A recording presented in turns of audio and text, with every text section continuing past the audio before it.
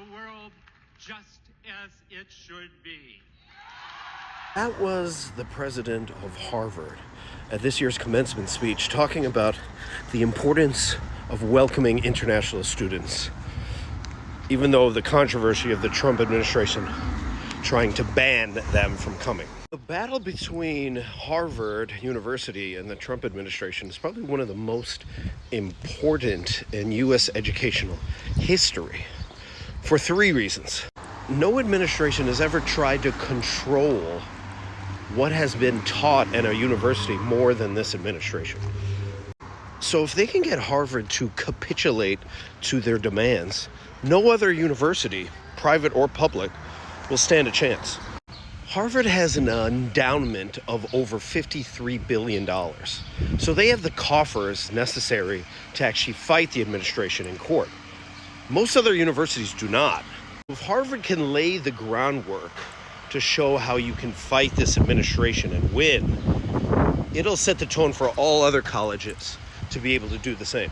Second reason that the Trump administration sees Harvard and many schools as a threat is because a majority of movements start on student campuses, because college campuses provide three things: time, community, and critical thinking. And if students have enough time and community, they can start to plan how they can challenge the status quo. You saw that happen during the Civil Rights Movement. SNCC, Student Nonviolent Coordinating Committee, came out of that. Protests in Vietnam. Tahrir Square was coordinated by students via Twitter. Tiananmen Square in China. And the pro-Palestinian protests last year, all driven by students. You punish any university or college that supports students protesting against this administration by taking away federal grants and removing any money that might go to that university, as well as denying them certain students on campus. A lot of universities are going to stop protecting their students. Thus, you quell the movements before they can even begin. Lastly, the propaganda for anti-intellectualism.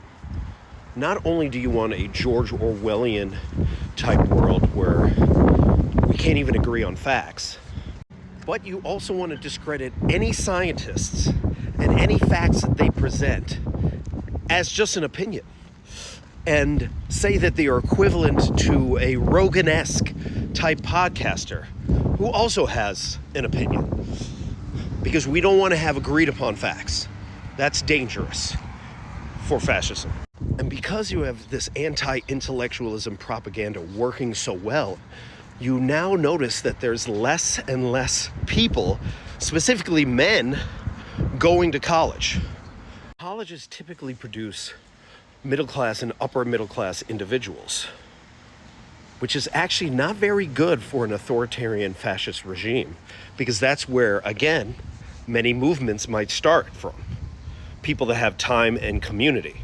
Less and less people not going to college, specifically men, you're going to have many of them doing labor-intensive jobs that don't give them time to challenge, don't give them time to think critically, and don't give them time to actually challenge the status quo because they're too busy just trying to survive. And if you want to create a feudalistic state, you put as many people in poverty as possible and create such a stratification of wealth that there's only ultra rich and ultra poor. And that starts with attacking education. So the battle for the future of education starts at Harvard.